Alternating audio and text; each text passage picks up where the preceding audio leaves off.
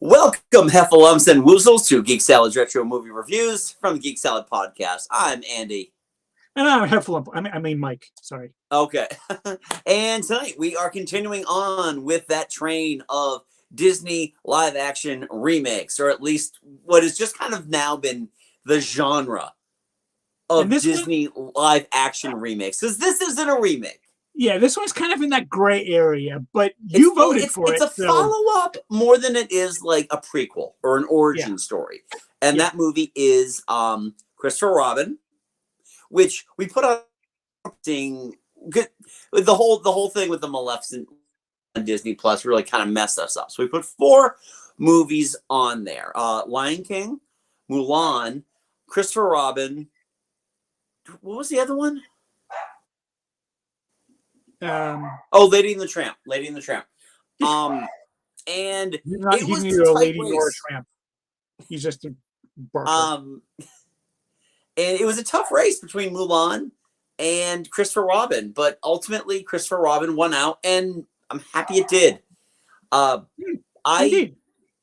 So this was the first viewing for both of us on this one. This might be my favorite of the live action Disney things. It's good. It's not a remake. It's a follow-up. But there is such an inherent sweetness to this movie that I feel doesn't show up in any of the other pieces of this new Disney genre. Yeah. I like it a lot. I don't think it beats out like Jungle Book or Aladdin for me. Okay. But like a lot of the other stuff we have seen, it's better. I mean, it's way better than Beauty and the Beast. Yeah, for me, it wasn't without its flaws, but just the inherent charm and just general good feelings about this movie help overcome like any quibbles I've got. Yeah, and this is the thing is, and you and I are talking about this a little bit offline, that usually when Disney brings in directors to do these things, they're not looking for somebody whose voice can emulate this character, who's going to do justice for this. And I feel like the exception to the rule might be Mark Forrester, who directed this movie and who directed Finding Neverland. Oh, have you seen Finding Neverland? I have not, no. I've heard good things about it. It's an absolutely wonderful film. And there's a lot of the aesthetic of Finding Neverland, which is all about J.M. Barrie and his writing of Peter Pan. A lot of that vibe, a lot of that aesthetic is in Christopher Robin. And it works. What's nice about it, too, is that, and you asked me about this the other day, that it includes the trope of the father who is so immersed in work that he ignores his family. For some reason, it didn't bother me in this movie, and I have a feeling it's because he was realistically never a monster about it. In certain ways, like even like there was never a point where he snapped at his daughter. I go back to I think the closest comparison to that type of character would, ironically, you talk about J.M. Barrie, would be Robin Williams in Hook, where that was a big part of it, and it took him the better part of 2 hours kind of find his magic. Whereas in this one, it actually came pretty quickly, where it wasn't, he realized that it wasn't so much of a fever dream, that they didn't recognize Christopher Robin because he had become an adult, because he needed to kind of rediscover the magic of the 100-Acre Wood. Ironically, also going back to Hook, though, there was that one lost boy that was like, "Oh, there you are, Peter." And in this one, it was Winnie the Pooh. He's like, he knew right away. He's like, "I see it in your eyes. You're still Christopher Robin." Hello, Christopher Robin. This voice cast. Oh my God. I mean, Jim Cummings has been doing Winnie the Pooh and Tigger for probably the better part of 40 years at this point. Yes, yeah. It worked really well. Brad Garrett as Eeyore. Eeyore was Brad Garrett's so fantastic. good in that. And the beauty is too, they did a great job with the Disney style of characters, but still making them stuffed animals. Yeah. Piglet looked fantastic. Pooh looked fantastic, like the original Christopher Robin stuffies. You know. Yeah. I would say out of all the voice cast, the only one that I wasn't enthused about was Piglet. I was like, it was heavy. He was very, very British. Yeah, it was fine. It's just not what I was looking for in a Piglet. Yeah. Yeah. And the thing is that Piglet plays such a small part in this. Yeah. And it didn't bother me as much. No. I'll be 100% honest with you. I'm kind of glad they limited Tigger's scenes as well, because Tigger can be a bit much if he's not used sparingly. And I felt like they did a really good job when he was in the scenes he was in. He was allowed to steal the scenes. I did love when he was hey, I'm not the only one. What the hell? Yeah, right in the cab. And it was lovely to watch, and it was a really good use of CG, which you don't see, especially with these movies, you don't see all that often. It is a lot easier to imbibe the soul of these characters in stuffed animals with black glass eyes. It's it's very different than something like Lion King, where it's just this, we have to go with the natural movement of the mouth. Right. And the only two characters, 100 Acre Woods characters that weren't stuffed animals were Rabbit and Owl, but they stayed in the 100 Acre Wood. They never. Yeah, I thought that was really great too, especially the whole yellow rabbit thing. Just whatever. And Peter Capaldi voicing Rabbit. That was perfect. Yeah, I really enjoyed the voice cast in this. Ewan McGregor was really good. Ewan McGregor's always good. He is. I mean, there are certain roles I like more than others, but it's these kinds of roles that you watch that, and then you watch him in something like Harley Quinn, and it's just like, they're two very, very different characters. It's a testament what a good actor he is. You said Harley Quinn. I'm like, who did he voice in Harley Quinn? Oh, the movie. Oh, okay. Yeah, the live action. Yeah. He was amazing in that too. Yeah. And it is a testament to his talent that he is able to carry this movie, especially because there are a lot of people in this movie, which I liked. I felt that worked better even than Jungle Book in terms of, the fact that there was this real world balance in there that was a lot easier to accept, especially when you're dealing with something, you go back to something like Lion King, where there was no living being anywhere in there, and it's live action by titling it only. Yeah. Yeah, I mean, there are a lot of people in this one, but there's only 3 people that really play any kind of significance in the movie. And I had forgotten that Haley Atwell is in this movie. That's a knock for a number of reasons on my behalf, that she is criminally underutilized in this movie, especially because I feel like there are probably additional scenes somewhere where she does more, because they do show she is completely capable. You must have just joined us, because I honestly think this is the best Disney live action, and again, the genre title of Disney live action, that I've ever seen. I don't think it's the best one I've seen, but it is ridiculously good, and it's so just delightful and charming. Oh, I kicking myself for have not watched it earlier. Yeah. But yeah, I feel like there's a lot, because they kind of set up that Haley Atwell was going to do more in the prologue, when they kind of they flipped through the chapters of the book, and that she actually was an artist, and truth be told, she is the catalyst for the happy ending.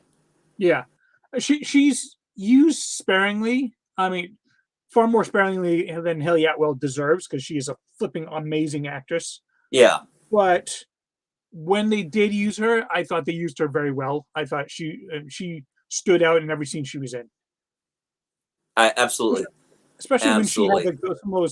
like some of those just not really encounters, but like kind of just face offs against Ewan against Christopher. Like Yeah, they're very much an equal in this relationship. yeah. Um, I I have to admit, in terms of, there isn't much in the way of an antagonist. The closest thing that you get in this is Mark Getness as his boss, who is, Yeah, I love him. Uh, yes. Well, it's not just about that. It's about, so all right. So I'll give everyone the plot here if you haven't seen it, and you're either tired of the Disney live action experience, or you are not familiar with this movie. It's essentially it's the sequel to Winnie the Pooh. Christopher yeah, Robin grows up. He goes yeah, to school. He fights. He fights in World War II. He goes to war. He gets married. He has a family, and his career is consuming him. All the while, his friends in the Hundred Acre Woods have essentially been waiting for him to come back. yeah, It's heartbreaking watching them going to the door of the tree of Hundred Acre Wood, and just, he's going to come back up one day. He's going to come back one day. So when he finally does, then they don't recognize him. yeah. It's this movie is such a sweet love letter to the, I mean, mainly to the Disney-fied version of Winnie the Pooh, which I've always felt has done the most justice to the books. Like, out of Yeah. every book that they have adapted for any medium, I really feel like the Winnie the Pooh movies and this have done a really good job of holding on to what A. Milne intended. Awesome. That aside, just hearing about it make me. It's one of those movies. I kind of feel like, I think I may have put it off because it was just like, I'm gonna cry like a baby. Um, and as it was released in 2018, the world hadn't come to an end yet. And in my personal circles, our world hadn't come to an end yet. And by the time we would have been able to watch, because it hit Netflix, I think it hit Netflix before Disney Plus even came out. Yeah. Well, the At thing that is, point, it was just we couldn't bring ourselves to watch it. yeah. I was actually just talking with a coworker about this morning. If this movie had come out like 2 years later, it absolutely would have been a direct to Disney Plus. Oh, absolutely. Yeah, this one would not have been made for theaters. But I, I mean, as far as the theater goes, it was a. I'm not going to say a success, but I would say it probably broke even. It had a budget of about 75, and it made about 200. So Yeah, I probably feel not a like, success, but yeah. I mean, it was a low key decent movie. You know what? The thing is, our old coworker, who is not a big Disney fan at all, in fact, was essentially accusing us of sucking on the teat of Disney, really liked this one and couldn't oh, nice, understand why I hadn't watched it yet. nice. And it was like, well, maybe I should watch it, or he's full of shit. I don't know. Could be either one.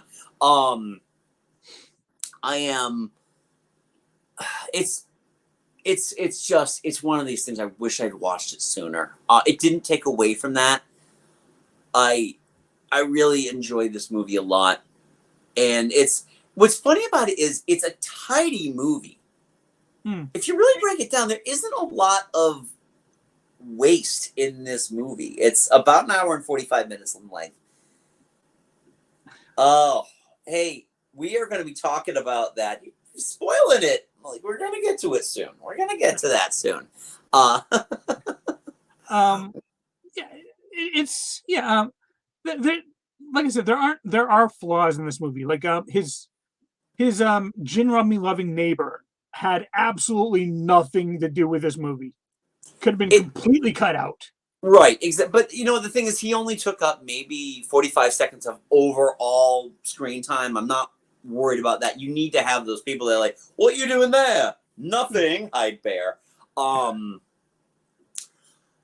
Honestly, yeah, you're right. There's no such thing as there's no such thing as an absolutely perfect, flawless movie. The bit where they're trying to get the papers to his office, using the cabs of London and having to stow away in various vehicles, got a little tiresome. It's honest. It's one of those things. It's like, okay, focus, pulling away a little bit, focus dwindling. Oh, we're back now. And it's got like, if you look at Drag or Phil, no substance. Yeah, no, please definitely check it out. It is on Disney Plus. I guess there are a few moments that kind of drag a little bit, but nothing obscene. Nothing terrible. And even like they didn't really.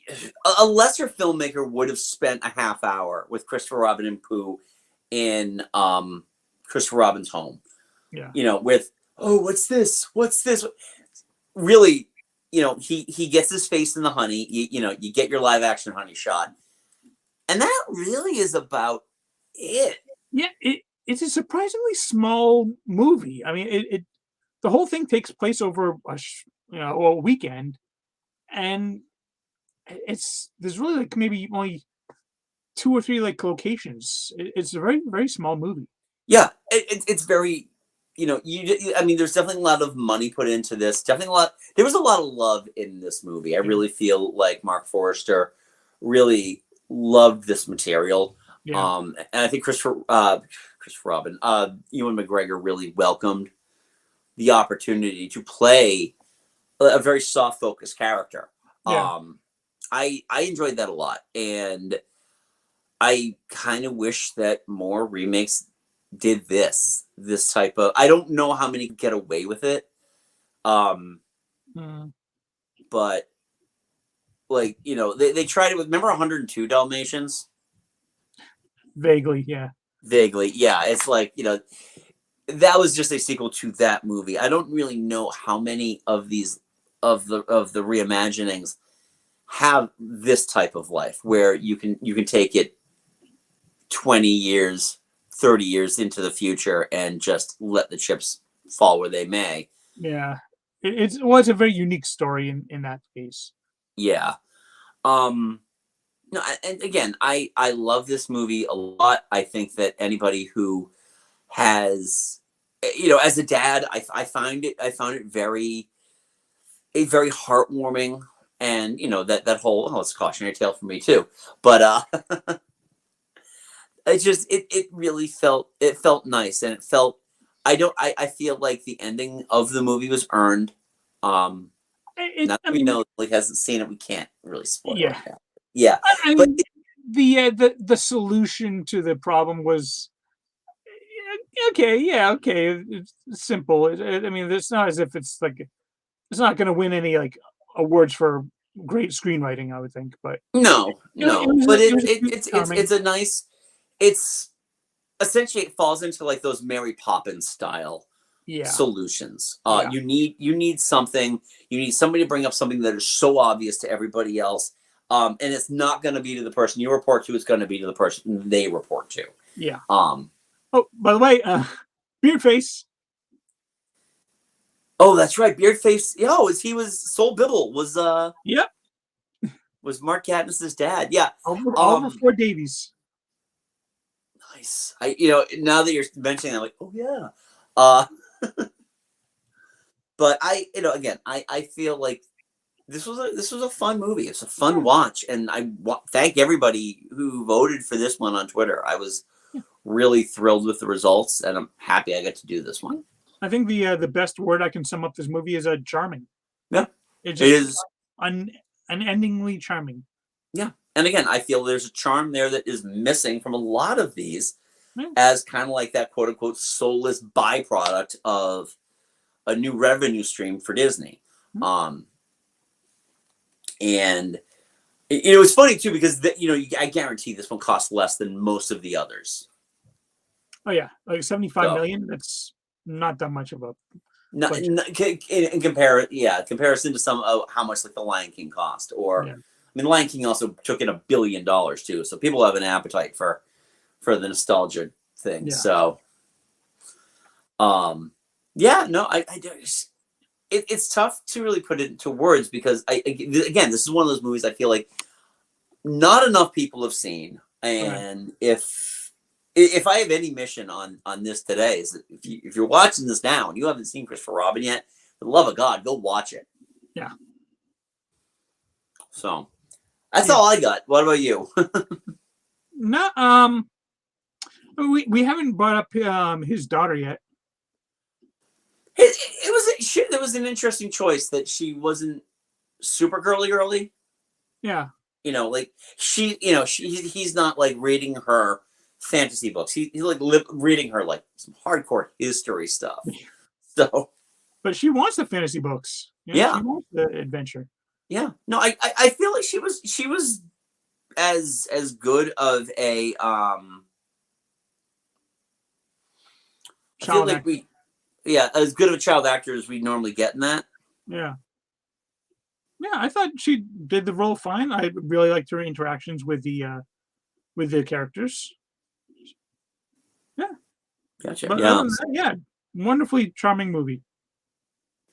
So yeah, awesome. Well, it's a quick one tonight because we're pulling double duty because in about 10 minutes or so, we're actually going to be hopping on to Skype and doing our regular podcast, which is also about Disney live action movies. We're going to be discussing our and your choices for what you would want to see as an animated movie come to life.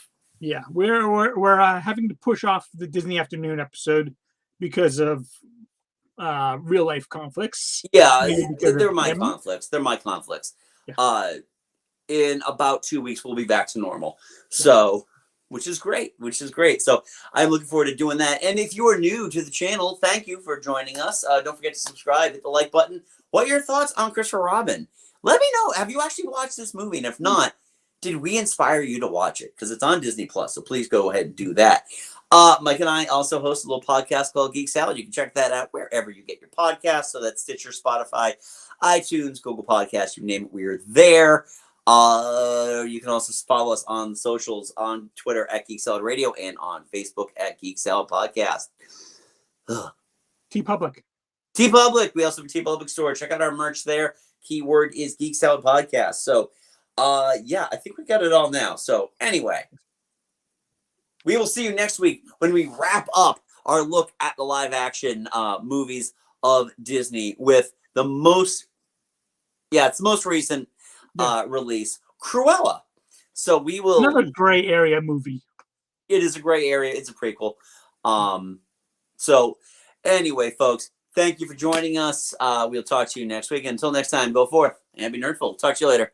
Bye-bye.